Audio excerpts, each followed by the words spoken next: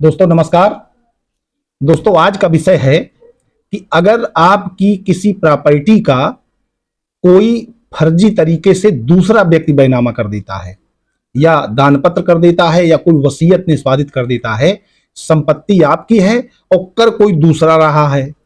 और कभी कभी ऐसा होता है कि आपकी संपत्ति को सम्मिलित करते हुए कोई दूसरा व्यक्ति एक बैनामा कर देता है।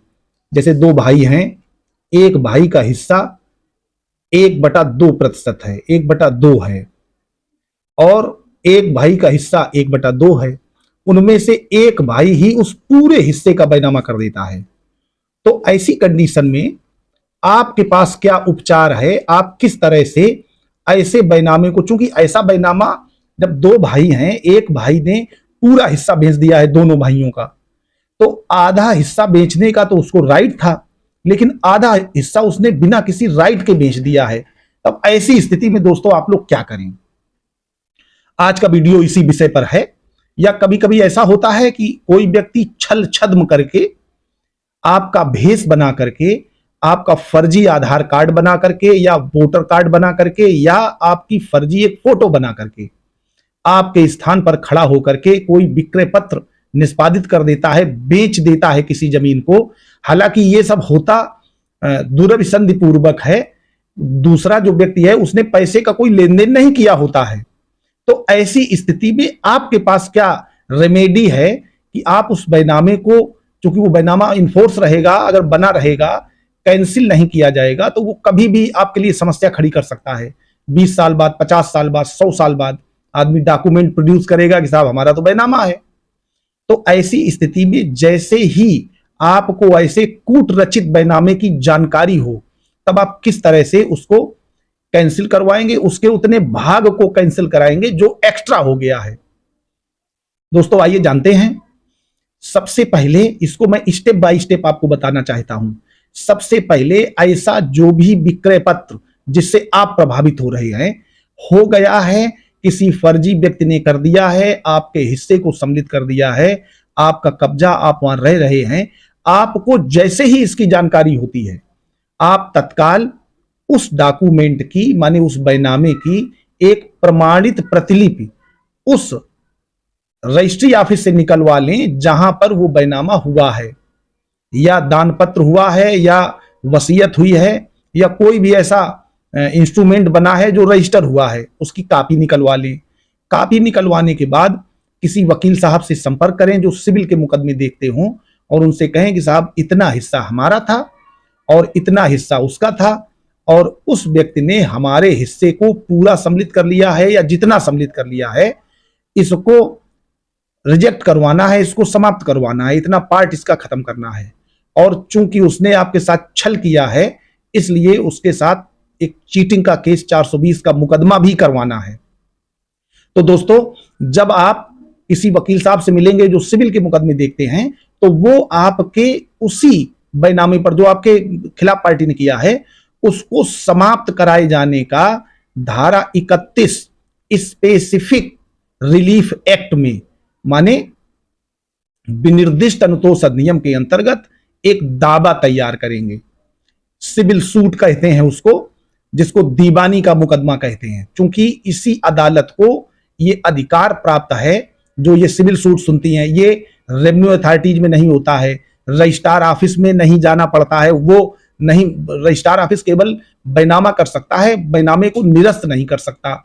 तो निरस्त करने का काम केवल दीवानी न्यायालय का है, जिसको सिविल कोर्ट कहते हैं या व्यवहार न्यायालय हिंदी में कहते हैं। तो सिविल कोर्ट में उसी ज्यूरिडिक्शन में, उस क्षेत्राधिकार में जहां पर वो प्रॉपर्टी स्थित है, जिन लोगों ने खरीदा है, बेचा है, उनके निवास से कोई संबंध नहीं है, वो कहीं के भी रहने वाले हों, वो प्रॉपर्टी जहां पर स्थित होगी, जिस जिले में स्थित होगी, उस जिले के सिविल न्यायालय में। अब सिविल न्यायालय में भी 3 कैटेगरी हैं। पहला एक जूनियर डिवीजन या जिसको मुंसिफ कोर्ट कहते हैं, दूसरा सीनियर डिवीजन, और तीसरा वहां का जनपद न्यायालय, माने जिला न्यायालय, जनपद न्यायाधीश। तो अब ये प्रॉपर्टी के वैल्यूएशन पर निर्भर करता है कि किस न्यायालय में ये मुकदमा दाखिल होगा। हालांकि आप जिस वकील साहब को एंगेज करेंगे, एपीआर कराएंगे, उनको मालूम होगा, वो अपने अनुसार उसको दाखिल कर लेंगे। उस मामले को, उस बैनामे को निरस्त कराए जाने का एक मुकदमा दाखिल करना है। तो पूरा सूट लिखा जाएगा, कोर्ट का नाम लिखा जाएगा, दोनों पक्षकारों का नाम लिखा जाएगा। इसके बाद इस टाइटल के साथ कि किस धारा में यह मुकदमा जा रहा है, वाद का मूल्यांकन किया जाएगा, उस पर जो प्रदत्त न्याय शुल्क होगा वो लिखा जाएगा और पैरा वाइज पूरी बात लिखी जाएगी कि मैं सो एंड सो संपत्ति का मालिक हूं और ये संपत्ति हमें इस तरीके से प्राप्त हुई थी। इस संपत्ति पर जो उस व्यक्ति ने जिसने बैनामा कर दिया है उसका कोई राइट एराइज नहीं हो रहा है। उसने बिना किसी अधिकार के, और मेरी जानकारी में बात आई कि एक बैनामा कर दिया है। वो बैनामा जब उसकी कंफर्मेशन के लिए हम रजिस्ट्रार ऑफिस गए फला डेट को, रजिस्ट्रार ऑफिस का मुआयना करवाया तो उस मुआयने में इस बैनामे की बात पाई और इसके बाद हम इसकी सर्टिफाइड कॉपी लेकर के इस न्यायालय में इसको शून्य या शून्य करनी घोषित कराने आए, या उतना पार्ट शून्य करनी घोषित कराने आए हैं जितना पार्ट बिना किसी हक व अधिकार के इन्होंने विक्रय कर दिया है। और ये विक्रय प्रारंभ से ही शून्य है, चूंकि इस पे ना तो कोई पोजीशन का ट्रांसफर हुआ है, ना तो हमने इसको बेचा है, हम ही इसके ओरिजिनल ओनर हैं। तो दोस्तों ऐसा जब सूट वहां दाखिल होता है और उसमें ये डिमांड की जाती है कि इस बैनामे को जो फला फला रजिस्ट्रार के यहाँ इस क्रमांक पर इतने कागज उसका नंबर है, सारे नंबर डालते हुए ये मांगा जाता है कि इसको शून्य करनी घोषित कर दिया जाए या इसको शून्य घोषित कर दिया जाए। तो जब आप इस संबंध में जाएंगे या व्यर्थ एवं निष्प्रभाव घोषित करते हुए रद्द कर दिया जाए, निरस्त कर दिया जाए, तो दोस्तों दूसरी पार्टी जो है उसको समन भेजे जाते हैं। समन भेजे जाने के बाद वो वहां अपीयर होती है। तो अगर किसी व्यक्ति ने कुछ गलत किया है तो वो उसका जवाब नहीं दे पाता है। और इसी के साथ ही दोस्तों मेरी राय है, चूंकि थाने आप जाएंगे, थाने में जमीन से संबंधित मामला होगा, मुकदमा नहीं लिखा जाएगा, तो आप उसमें भी किसी क्रिमिनल कोर्ट की मदद लें और ऐसे व्यक्तियों के विरुद्ध जो उसमें गवाह हैं, लैंड उनकी नहीं है तो गवाह कैसे गवाही दे रहे हैं, माने फर्जी गवाही दी है उन्होंने, उन गवाहों के और जिसने खरीदा है और जिसने बेचा है, इन 4 लोगों को कम से कम पार्टी बना करके 156(3) सीआरपीसी के अंतर्गत उन पर 420, 467, 468, 471, 120 बी इन धाराओं में एक मुकदमा कायम कराइए और उस एफआईआर को कराने के बाद उस पर चार्जशीट आएगी और चार्जशीट आने के बाद वो लोग प्रोसिक्यूट होंगे और जेल जाने का भी उनका खतरा रहेगा, जेल भी चले जाएंगे। तो अगर किसी व्यक्ति ने कोई गलत काम किया है तो उसका दंड भी उससे मिलना चाहिए। तो दोस्तों हमारा आप लोगों से निवेदन है कि इसमें आप एजुकेशनल बात को समझें और ऐसे मामलों में जहां पर कुछ गलत हुआ है उन लोगों को दंडित अवश्य कराएं ताकि उनकी आदत में सुधार आए। नहीं तो आज आपके साथ किया है, कल किसी और व्यक्ति के साथ करेंगे।